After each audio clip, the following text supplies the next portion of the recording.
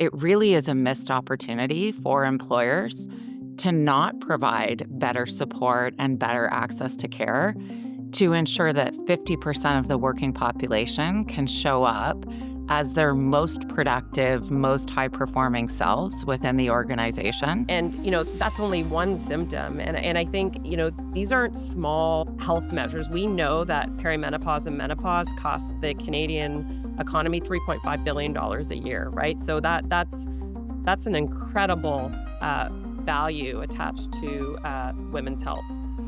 Again, if we want to talk about menopause alone, there are statistics indicating that 10 to 20% of women who are navigating the perimenopause and menopause journey will experience symptoms, so severe that they may forego opportunities or step back from their work altogether. I am genuinely so excited to share with you the episode that we have for you today. We are diving into a conversation that sits at the intersection of healthcare innovation and impact with two incredible leaders who are reshaping how women access care in Canada. Joining me today is Lori Casselman, co-founder and CEO of June Health, and Dr. Romy Nitsch, Chief Medical Officer and practicing physician at June. With over 20 years of experience, Dr. Romy brings together a deep clinical insight and a powerful understanding of how women's healthcare must evolve. Together, they're re-engineering women's healthcare to close some of the biggest gaps that still exist today. We talked about what's missing in traditional healthcare models, the realities that women are facing at work every single day, and how to change those outcomes using support, honest communication, and a well-rounded benefit plan. This is Beyond the Plan with June Health and myHSA. Maybe before we jump into why we started June Health, I'll just take a minute to talk about what June Health is, just to set the context. And so June is a comprehensive virtual care platform specifically focused on supporting women's healthcare needs. So we bring together specialized clinicians, a very multidisciplinary team of specialized women's health practitioners who work in a coordinated fashion to support the symptoms and care needs that women come to us really experiencing. And I will also add that we have a very comprehensive focus. So we are supporting women across many stages, symptoms, and care needs within a women's health journey. So our focus is very comprehensive. And so, why did we start June Health? So ultimately, we really recognize that there's a pretty significant care gap within the traditional healthcare system, uh, focused on supporting women's healthcare needs. So too often, women are experiencing that gap, and frankly, it takes too much time to get access to great answers and great care. Women are often left feeling very frustrated, having to navigate and experience difficult health symptoms as they struggle to get access to that care. And really, it doesn't have to be that way, right? There are incredible clinicians, and our focus is bringing them together with a member so that we can make good access to care convenient and accessible. Well, just to add to what Lori said, there is a complete lack of primary care in Canada, so it can be very difficult to get into a primary care physician. Not only that, if someone needs to see a specialist, the wait list can be anywhere to 3 years or more. So there's really a significant delay in getting the care that women need during these critical years. And so we really wanted to do something that could bring care to women where they need it and in a convenient way. People are really busy, and so being able to do a quick appointment during your workday or after work without years of waiting can be really important to addressing some of those critical health needs that women are experiencing. If I can add, I want to add one more point, and I would say this is one of the beautiful things about having met Rami and really having really solid alignment in terms of how we think about the care that we want to provide on June Health. I think one of the unfortunate things that's happening, we're having a bit of a moment as it relates to women's health and specifically perimenopause and menopause. And I think, unfortunately, there's quite a bit of misinformation, high cost, options, sort of positioned as solutions, being promoted to women who are really struggling to get a good access. And unfortunately, I think it's taking advantage of, women who are, frustrated and feeling dismissed with traditional healthcare. And so they're looking for alternative options. And in some cases, sort of willing to do anything. And so our focus is very much on sound, clinical, coordinated care that is very personalized.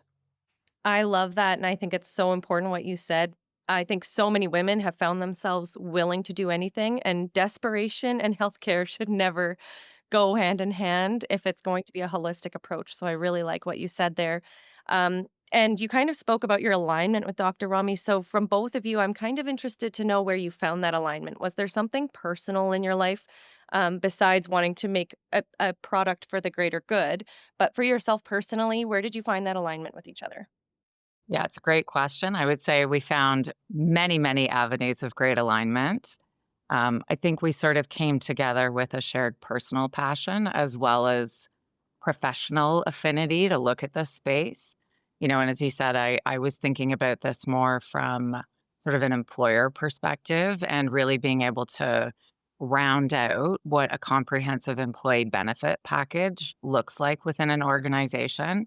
And frankly, there's been a huge gap in comprehensive plans given that they don't really effectively address the fact that women on average spend a decade more in poor health than men, right? And do experience a number of, sort of unique or disproportionate symptoms or care journeys. And so I think that specialized care is incredibly important for employers as well. But maybe back to answering your question from a personal perspective. And I think it's important that we share these stories. And I would encourage, all of us as, sort of professional women and women who are passionate about supporting other women to really be more vocal about our experiences. And so I've really been trying to push myself outside of my comfort zone and talk about my personal experience as well, which to your point was part of the passion behind building June. So I was in my early 40s with two teens at home that I was, supporting and parenting while obviously having like a pretty busy professional life and started to experience just strange symptoms. And for not 1 second, because I was in my early 40s, did I connect this in any way to menopause or perimenopause. But the reality was that, that's exactly what those symptoms, were attributed to. And for me, I probably experienced, we talk about there's over 40 symptoms of perimenopause and menopause. I think I experienced at least 10, right, over the course of a number of years. And things just kept seeming to change a little bit. And there would be a new symptom. And I would go back to my primary care physician. I'm fortunate to have a great family doctor. But when I went back to him, as sort of as often as I could find the time to, I was just getting really unclear and frustrating answers, right? So I was being sent for assessments and different diagnostics. I was being told that perhaps things were stress related or, you know, activity or lifestyle related. And the reality was I hadn't changed anything as it related to my lifestyle. My stress was not, unusual. I sort of have always operated with a fairly high level of stress. And the answers were just not making sense, right? Like I was not getting any kind of clarity. And I did feel very frustrated and very dismissed. And this went on for 5 years for me. And when I eventually was able to access a specialist and get good, clear answers, within 2 weeks of being put on a treatment plan, my symptoms went away. And it was a bit of a sort of light bulb aha moment for me where I thought, I can't even imagine, how many women are going through this and how much, sort of time in poor health could be saved if we could just really conveniently and simply connect the patient to the specialized practitioner. And to Lori's point, for most of my career, I've been focused on, something we call minimally invasive surgery, but I've been listening to these concerns for about 25 years. And then over the last couple of years of as I have been experiencing some of these symptoms, this light bulb went up and I was like, have I actually been listening to women as carefully as I should be listening to them? These symptoms are real. And it's the personal side of having to navigate a stressful job and go through these symptoms, without proper help. And then that's when Lori found me, and and so we both came to it from a personal point of view, realizing that there's so much good work that can be done in this area. I will add too, Danielle, it was sort of fortuitous. So Rami and I were connected through a mutual family friend, family contact, and it was a cold outreach. I sent Rami an email and just said, "Okay, remember me. Here's what I'm doing now. Wonder if you're open to a conversation." And I feel like Rami, in one conversation, we just really connected on the professional passion as well as the personal passion and haven't looked back since. You had me at hello. That's awesome. I love stories like that too. I feel like that's so important. And when you guys are speaking, it sounds like there's three gaps that I was able to identify. So, Dr. Rami, you were talking about how many women were verbalizing this, but I feel like a lot of women don't know how to verbalize what they're going through, or feel like it's taboo to talk about. And then it also seems like there's an education gap, and I'm going to get to that with my next question because I have an education gap on it sounds like there's a lot that I don't know, and but there's a specific question I wanna get to, but then there's a healthcare gap where, practitioners and specialists are not meeting with the people that really need them, and it sounds like there's, like, almost a pipeline that if we can put in all those pieces, we'll solve this problem. My problem is on my drive in today, I realized I don't actually know what the definition of perimenopause versus menopause is. I have older sisters and I have my mom and all kinds of friends that are going through things. I know symptomatically what it kind of feels like or sounds like, and I know that it is supposedly the end of your fertility journey. But what is it from a physiological standpoint? Yeah, it's a great question and a common question. First of all, the symptoms between perimenopause and menopause can be quite similar. During perimenopause, our ovaries are still functioning, so there is still production of estrogen and progesterone. Women still experience periods, but they might be irregular. Having said that, some of those symptoms, and as Lori mentioned, there are over 40, they start to creep in during that time.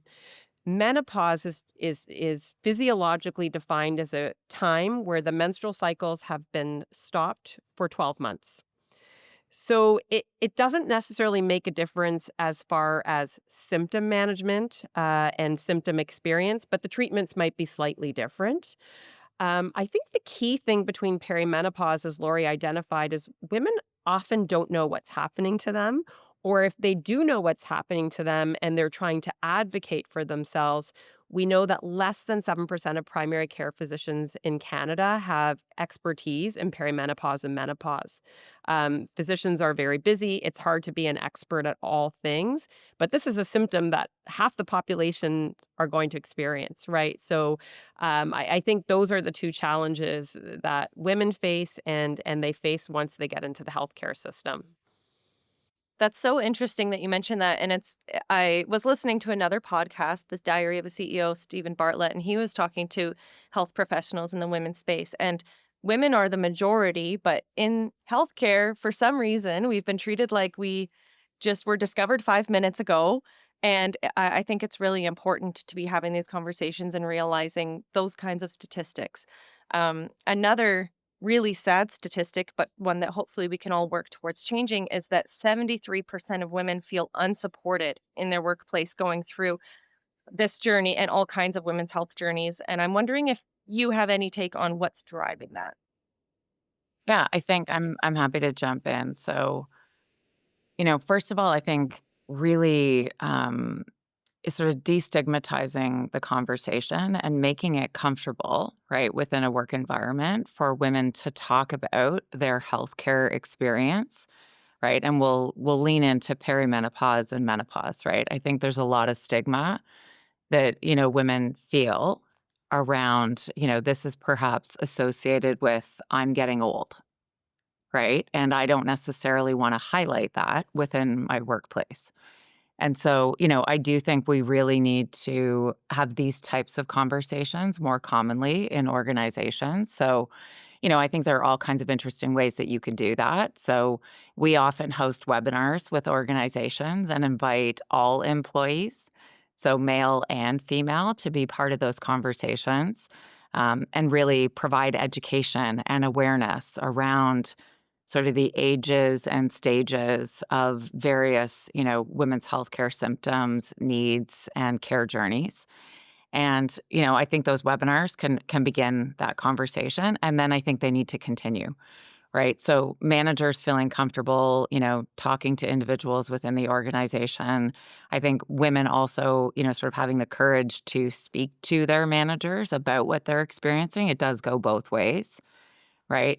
And then I think also employers really looking at, benefit plans, healthcare supports, and connecting those dots between, what frankly are very high value components of a compensation and employment plan that do connect in many ways to the care that women may be seeking. And so that's just not often really well understood. So a great example would be healthcare spending accounts, right?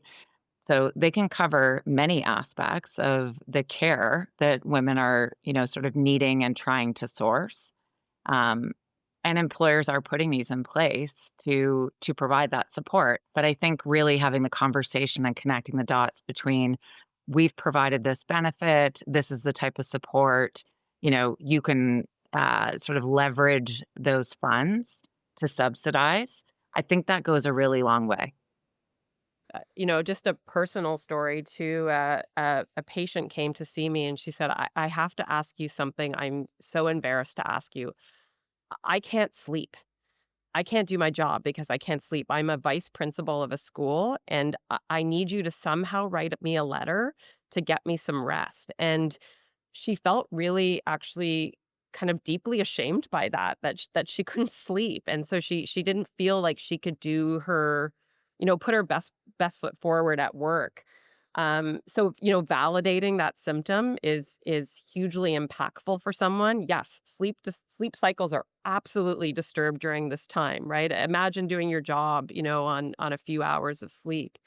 And that's only one symptom. And I think, these aren't small health measures. We know that perimenopause and menopause costs the Canadian economy $3.5 billion a year, right? So that's an incredible value attached to women's health. Mhm. I think so many women are carrying a huge side piece to their work life, especially women in the workforce, especially women in leadership, like a vice principal, where their health care and their symptoms and staying up at night and having all of these things are kind of shoved to the side. And it's actually such a huge part of their productivity and their ability to show up at work. Um, so with that segue, I don't want to equate this at all to business and bottom line, but there are leaders that are going to need that to justify a benefit plan. They're not going to just give it to make everyone feel good necessarily. How does supporting women's healthcare at work actually impact? How is it business critical to do that? I'm gonna hit you with a few statistics here. So, and it's back to your point, Danielle, of, what just really acknowledging what women are naturally, sort of carrying and managing. So, 80% of healthcare decisions globally are made by women, right? So, not just women making their own healthcare decisions for families, right? Including, if you're in the sandwich generation, which, sort of many women in midlife are, right? You're making sort of healthcare decisions and support decisions as well as caregiving for aging parents and potentially for your children and spouse or partner as well as yourself. So that's the first point, right? The second is that women carry 70% of the cognitive load of managing households. So they disproportionately, and listen, this is not a blanket statement. All families are different. But if you look at it, sort of at an average or global level, women do carry a disproportionate amount of that cognitive and mental load for managing families as well. And so you take those two things and then layer in the fact that women, on average, spend 10 years more than men in poor health and do navigate a number of disproportionate or unique symptoms in their overall health journeys. Layer all of those things together, and it really is a missed opportunity for employers to not provide better support and better access to care to ensure that 50% of the working population can show up as their most productive, most high performing selves within the organization. And so, you can look at statistics like absenteeism, sort of lost productivity, short and long term disability correlated to mental health care, or sort of lack of access to good treatment plans. Ultimately, I would say also retention is a factor. Again, if we want to talk about menopause alone, there are statistics indicating that 10 to 20% of women who are navigating the perimenopause and menopause journey will experience symptoms, so severe that they may forego opportunities or step back from their work altogether, which again, it feels quite absurd, right? That scenario would still be taking place in 2025 when there are great supports available. And really, I think, as I said, employers have an opportunity to just make them more accessible as part of a comprehensive plan. Yeah, it's absurd and it's sad. Everything we are talking about, in a way, it's kind of sad, but it's also exciting that people are starting to talk about this, that we're starting to talk about this and come up with different solutions here. And so, with that being said, and maybe both of you can chime in on this one, how can employers start that? How can they move in the right direction? We kind of talked about starting to actually talk about it. And some employees are not comfortable bringing these things to their employers, especially if their employers are male. How can they get it started? What's the first step? I think for employers, there can be, sort of simple early steps into, sort of raising awareness and providing better supports to women. I think it starts with just acknowledging, right? That it's not something that we shouldn't be talking about in workplaces. It's not a small niche thing that we're talking about here. It's a pretty significant, sort of opportunity, as I said, an aspect of healthcare support and what should be, sort of considered within a comprehensive benefit strategy or healthcare strategy. So I think it can start with as simple as, providing educational materials, beginning the conversation. We do a lot of women's health webinars within organizations. I think that's a really nice way to begin that conversation, right? And we include typically not just the women within the organization. We really encourage the entire population of men and women to come out and participate in these webinars and education sessions. There are often employee resource groups within organizations or women's health committees that are really looking to, again, provide toolkits and raise awareness. And so I think that's the first fairly simple and very important step is make this conversation a part of the culture within an organization. I think one of the keys to our webinars also is, we really present and discuss the complexity of the symptoms. These are not simple to grasp, and we cover a wide range of experiences and the impact.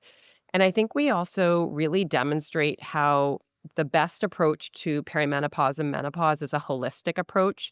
It's not just about seeing a physician or a nurse practitioner. It's critically important to engage dietitians, fitness experts, mental health support, So when we look at the practitioner team that we've created at June, it was really important for us to, you know, gather a complete, like diverse experience in the skill set of our practitioners. The menopause and perimenopause can be an incredibly complex time, and for some women, medication is the answer, and many more women need a lot more support than just a medication is solution. It just affirms everything that you're doing and why you're doing it. And it made me wonder if you have any stories from patients that you've worked with that have stood out to you and kind of been affirming for you as to why we do this. I'll share one of my favorite stories from very early on. And then Rami will have many, many more from a patient care perspective. I talked a lot about, sort of time saving and convenience. We know we're supporting a very busy population of individuals who are, balancing many demands. And I'm going to bring this back to, I talked about my journey being a 5-year, sort of journey to get answers and access to a good treatment plan. In the early days of launching June, we had a cohort of women that came in to experience effectively the first iteration of our product, our platform, and our clinical care journey. We had spent quite a bit of time, developing that platform and that care journey. And it was almost like a virtual kind of open the doors, right, to providing the support. And we were able to take women, and I'm going to speak to one patient in particular who came into the platform the day that we launched, that trial, went through the symptom intake, provided some great information about her personal experience and what she was really struggling with. We were then able to refer her to one of our specialists. Again, this is all virtual. She was able to make an appointment the next day. And from that appointment to answers and a care plan, it was effectively, less than an hour of listening to her symptoms and really understanding what appropriate sort of clinical care for her would be. In this case, it was a prescription. And so we had also integrated and have now very comprehensively integrated an e-pharmacy. So that member had the option to have their prescription fulfilled by the e-pharmacy and delivered to their door, covered by her benefits. That whole journey was 5 days. And so for me, I will say that was an incredibly validating moment of, okay, we've got something here and we really want to just continue to scale this so women don't have to experience, this multi-year frustrating journey to get answers. We can effectively do it in 5 days. That's crazy, but also it must have been such a breakthrough moment for her. She must have just felt like, "Finally, something's happening." I've had those moments in my own healthcare journey where I've gone here and there and this place, and they're telling me different things and coming up with different treatment plans and things, and then you find the right person, you find the right practitioner, they know the answers, they connect well with you, and then I haven't had that, the added bonus of having the prescription on your doorstep within 5 days, so that's also amazing, and, yeah, that's how healthcare should look in 2025, I think. I think what I've learned, since I've also experienced a number of symptoms over the last couple of years, is you really have to be in tune to the statement, "I just don't feel like myself." It can be incredibly isolating and lonely for somebody that used to function at a very high level, knocking on a bunch of doors and saying, "I don't feel like myself." I'm reminded of just one patient that actually suffered quite debilitating depression from age 43 or 44 for a couple of years and kind of examined many different avenues before she landed on somebody that said, is it possible that this is perimenopause and menopause and we need to take that angle? And she said almost within 8 weeks, her symptoms had settled down when she was prescribed menopause hormone therapy. So, we really need to listen to women when they say, "I just don't feel like myself."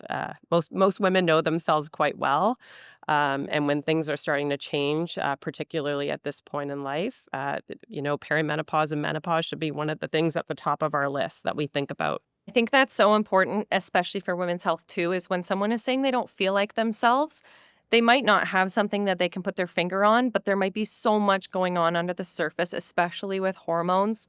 We are complicated and we are so in tune with ourselves. We've been conditioned. We've always had to be in tune with ourselves. Our experiences are so different than males in particular that we've been conditioned to be in tune with ourselves. So when we say that, to any practitioner, it should be taken very seriously. So I have a list here of questions that I'd like to ask, and each of you can kind of chime in where necessary, but I'm excited to hear what you think on these ones. So, what do you wish more people knew about menopause? Well, I mean, we spoke about all of the things that are important, but also there are so many weird symptoms. Like all of a sudden, you might have the worst body odor. And yes, you have to change your deodorant. So, when I don't feel like myself, also might be a whole constellation of strange symptoms. So, think about perimenopause and menopause. I think the other piece that I would add is, that there isn't one answer for every woman.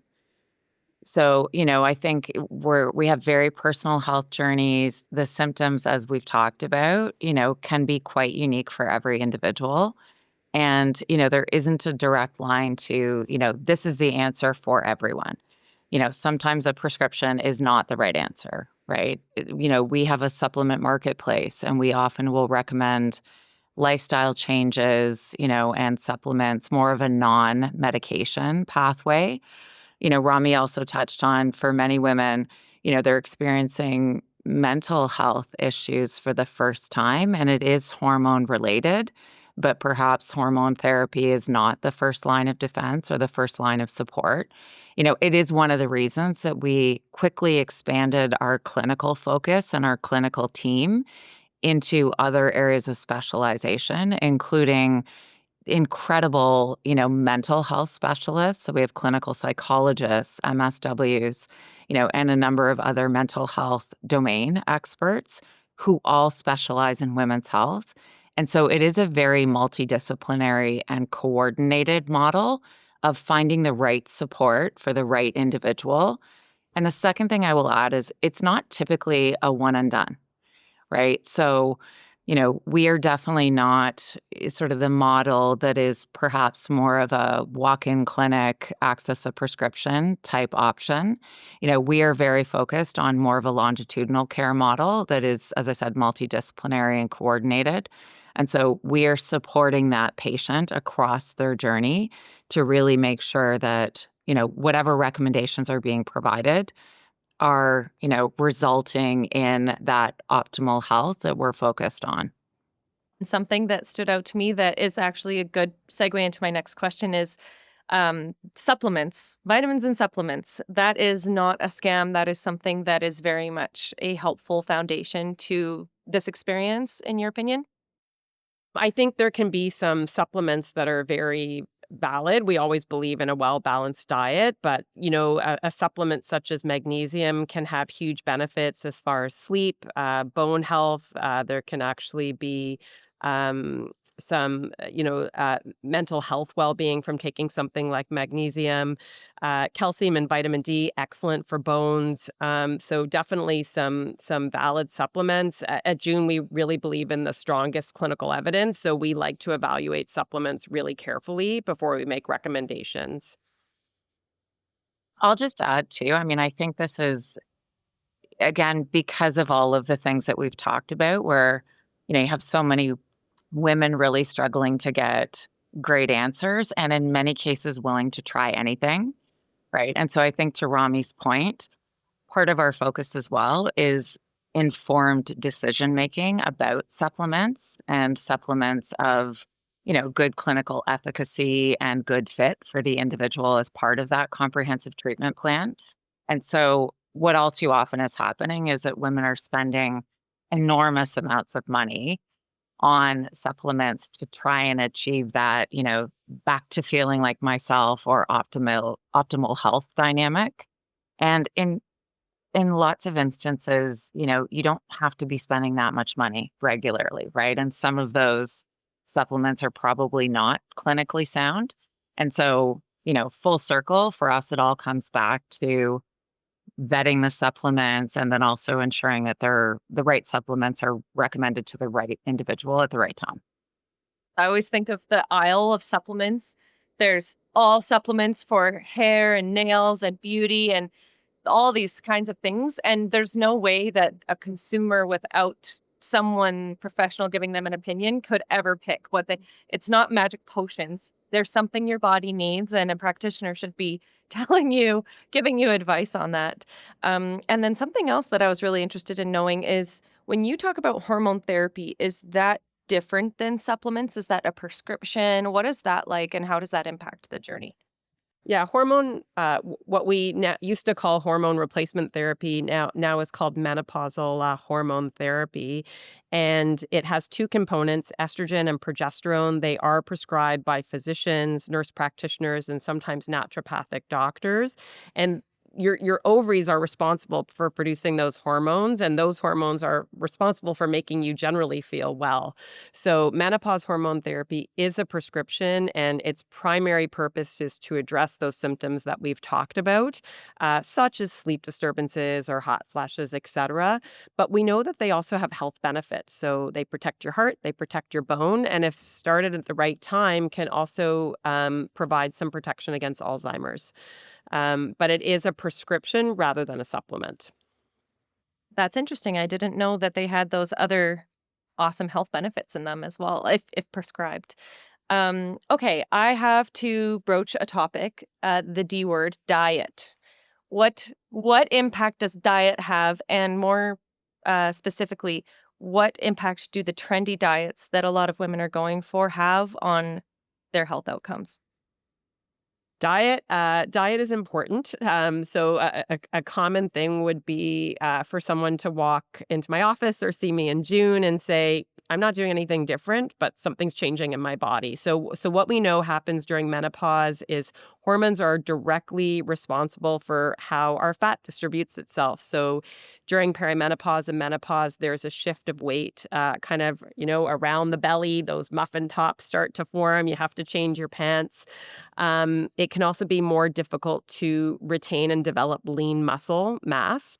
So making small changes in diet, which are based on good clinical evidence, can make a significant impact. We know that less than 30% of people eat well.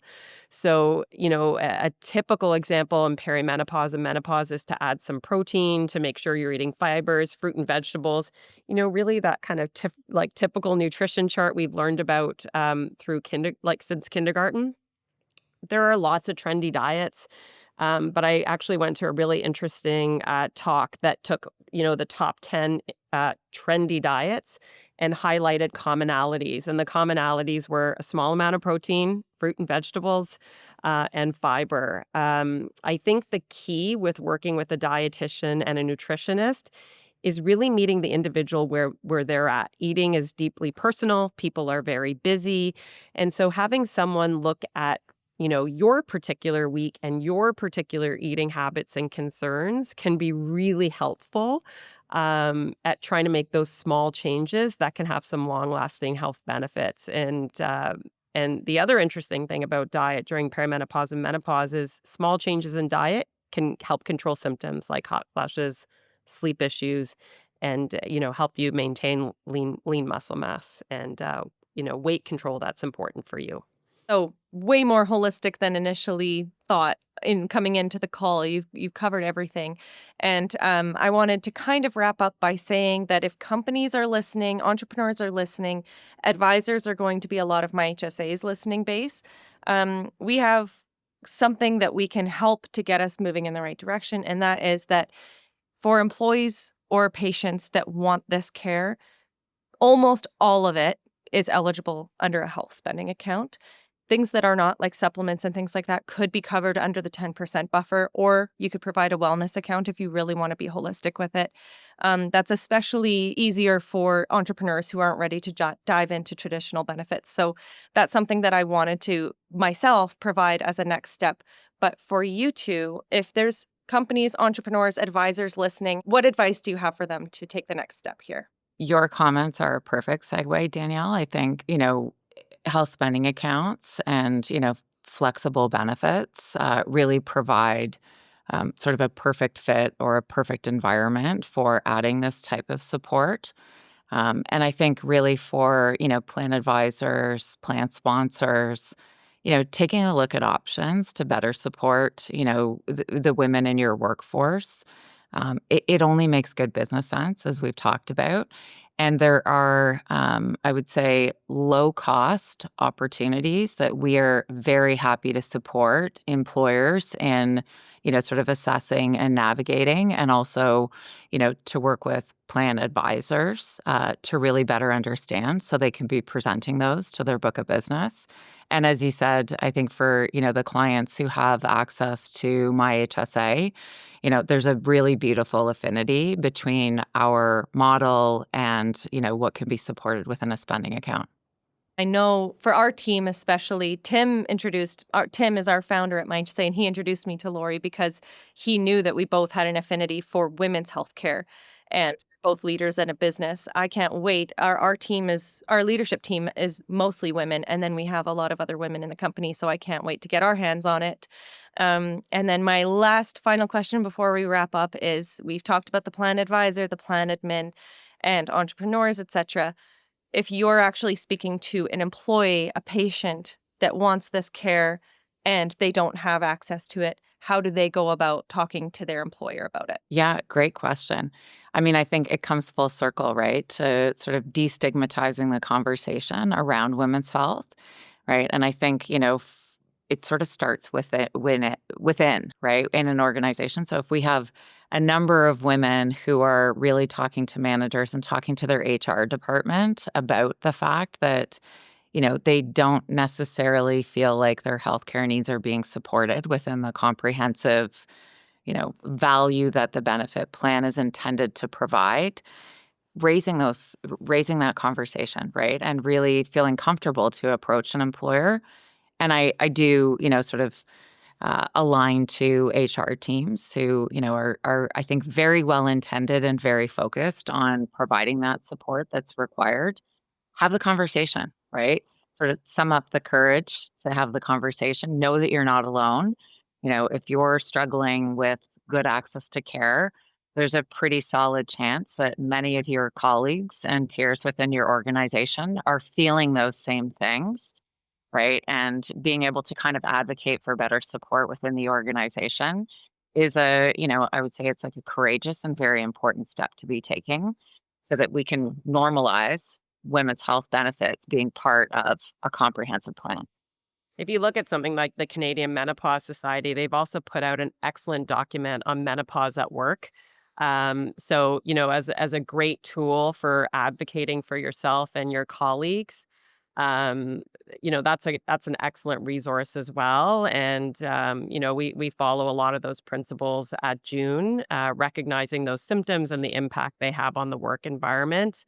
I think you've heard it from us a number of times. It's critically important to address these health concerns so that we have a healthy workforce.